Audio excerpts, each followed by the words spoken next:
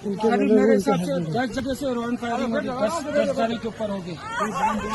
बैठो बैठो बैठो बैठो बैठो बैठो बैठो आराम से बैठो। फायरिंग कर रहे हैं वो लोग, हाँ फायरिंग कर रहे हैं। चोट है मेरे बाजू में, बगल में था।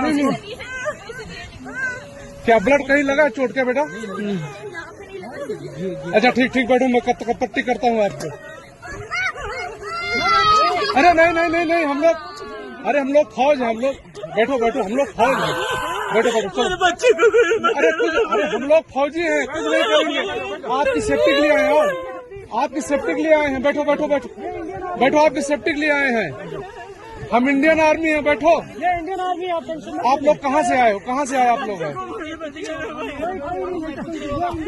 आपके बच्चे कुछ नहीं करेंगे, थोड़ा बताइए। हुआ पति को आए हैं, बैठो बैठो बैठो बैठो, आपकी सेफ्टी के लिए आए हैं।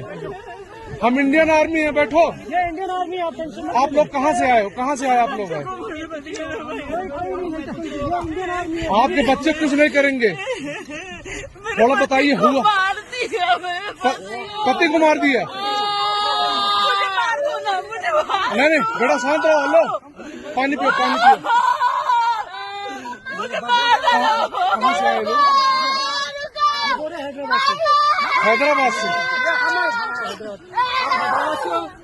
अरे साथ में आपके हैदराबाद के हैं। मैं हैदराबाद